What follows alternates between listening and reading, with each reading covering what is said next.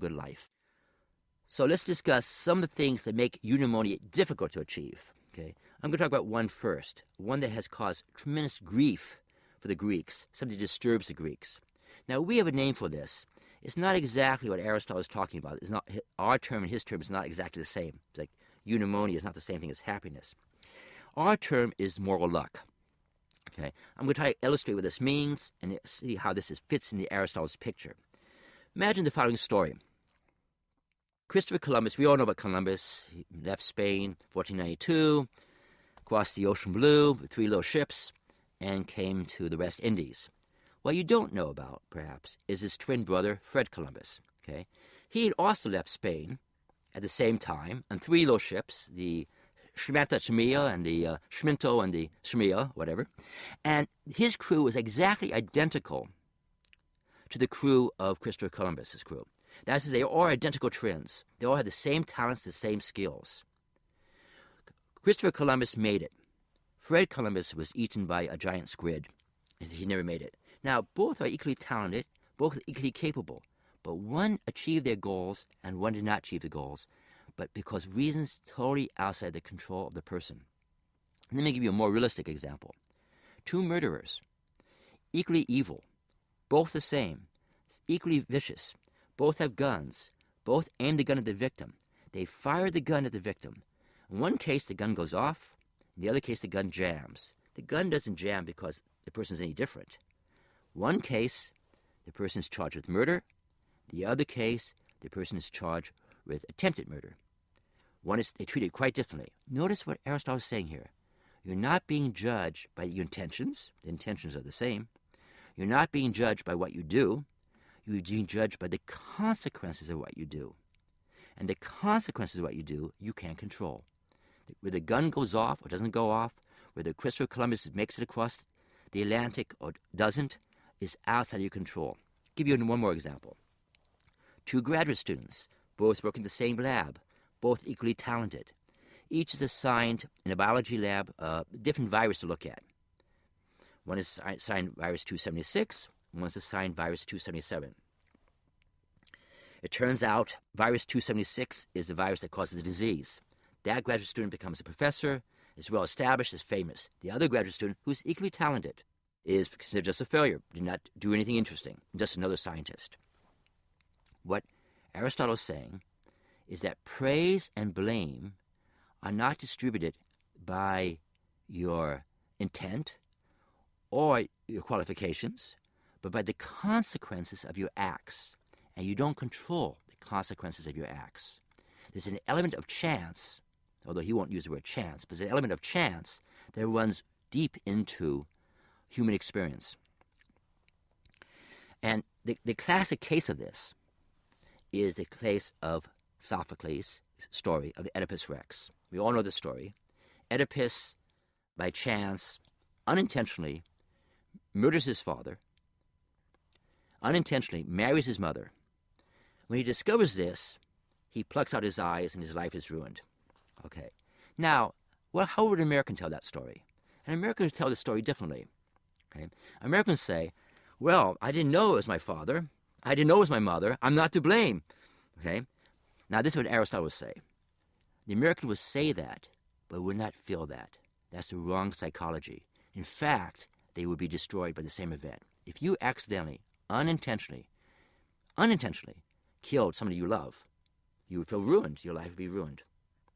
So part of your fate, part of your happiness, or eudaimonia, is tied to something that you can't control, the consequences of your acts. And those consequences are beyond your control. Now, some things are in your control, or at least partly, and that is character development. And that requires the following. It requires you to reorganize your desires. According to Aristotle, you must harmonize your desires and your interest. Now, what are these things? Desires is things you desire, just everyday desires. They are subjective feelings. Okay, I desire to eat dinner. I desire to go to sleep. I desire to take a ride on my bicycle. Those are short-term desires. We all have them. Nothing wrong with them. Then you have, in addition, objective long-term interest. For example, easiest case is health. You have an interest to be healthy. He thinks being healthy is in your objective interest. Okay. Now, let's take a simple example. This is not Aristotle's example. His examples are more interesting, in fact, but more complicated. Take the example of smoking cigarettes. You desire to smoke cigarettes. Now, according to Aristotle, a few things we said. The first thing, if you desire to smoke cigarettes, and if it's true that objectively they're not in your long-term interest, then you desire to smoke cigarettes and your long-term interests are not in harmony, because you're building into the architecture of your life something which will make you unhealthy. That is, cigarettes apparently cause emphysema and lung cancer, what have you. Okay, so that's an easy thing. Okay, so maybe you say then, okay, I won't smoke cigarettes. I won't smoke cigarettes. I repress my desires and only obey my long-term interests. According to Aristotle, that's also wrong, because going around every day thinking about cigarettes, thinking about smoking, is not a way to have your desires and your interests in harmony. For your desires and your interests to be in harmony, you have to desire what's in your interest. You have to desire what's in your interest. Now, notice right here, this is far away from our conception of happiness. Happiness for us means satisfying your desires. For Aristotle, eudaimonia means satisfying the desires you should have, not the desires that you happen to have. Okay? Now, the good news is, while your interests are objective and are fixed, for example, he thinks you have an interest in being healthy, your desires are plastic, mutable, changeable. You can change your desires. So the goal is not to stop smoking, but not to have the desire to smoke. Your desires have to match your interests. Now, his examples are not about smoking. They didn't know about cigarettes. Tobacco was not known until Columbus, right? Well, his example is about friendship, how you manage friendships, how you deal with the conflict with your friends. And the examples are more complex, but in those cases, it's the same thing. Spontaneous desire might not be in your long-term interest. The idea is to get those two in harmony. Now, how to get the right desires? The proper desires that are in harmony with your long-term interest. Well, the best way, first, he says, is to be raised with the right desires. Have good parents, be raised right. It always comes down to that. But you could change your desires, too. He has this beautiful example. I'm going to slightly modify it, but the example is quite powerful. His example is, you're in a park, or you're in some place, and you walk in the park, and you see a bunch of guys talking. And they look at you, and they drop a bag, and they run off. You walk up to the bag, you open the bag up, and it's filled with money. Let's say $5 million. This is a big bag, okay? $5 million of money. Okay, now your decision. Should you keep the money or turn it over to the police? You have a choice. Okay. He thinks your long-term interest is to return the money to the police. That is in your objective long-term interest. Okay? That's what you should do. In fact, most ethical systems will come to the same conclusion. Turn it over to the police. But let's say you keep the money. Okay? Now, let's see what happens. This is what he discusses. Well, you have a choice. What you do with the money, I guess you put it in your closet. You hide it in your closet. Okay? You can't put it in the bank because the bank would be wondering how you got $5 million. First question, do you tell your friends? Do you tell your family? If you do tell your friends and family, can you keep it a secret? How does that change the relationships you have? How is the relationship be affected by you having $5 million in your closet? So let's say you don't tell your friends. Okay? Then you have a secret from your friends.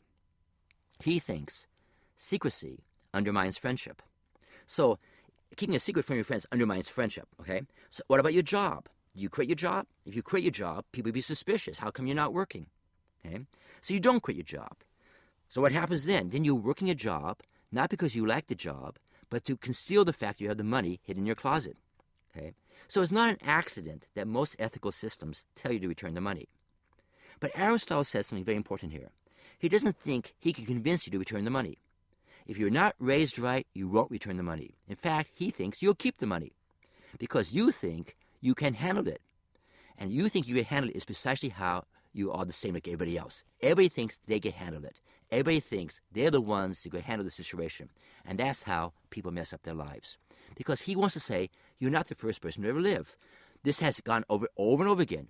We all like to see ourselves as original, as unique. Every acorn likes to think of itself as a unique acorn. And of course, in one sense, each acorn is unique. But in fact, billions of human beings have lived before us, and billions have lived after us. And the same patterns have occurred over and over again. So why is it hard to reorganize your desire? It's hard to reorganize your desire for a number of reasons. The first is we have a very limited time sense. I mean, Aristotle is very clear about this. He thinks his book should not be read by somebody under 40 years old. It should not be read by a 20-year-old. It should not be read by a 10-year-old. In fact, it should be read by somebody who already has been brought up right. Why? Well, basically the reason seems to be this, that we have our sense of who we are, the sense of ourselves over time varies with age. When you are 1 year old, your future consists of perhaps 5 minutes in the future and 5 minutes in the past. Even when you're 20 years old, your future is not that far. Most 20-year-olds don't realize that one day they're going to retire, that the things they're doing today is going to affect their life 40 years from now. They have very little sense of their future and of the past. So when somebody's 40 or 50, they begin to have a sense that, oh, there is a future. I have to worry about retirement. Maybe because they have kids, they realize that once they were young, and they have a sense of themselves as a person over time. Now, why is this important?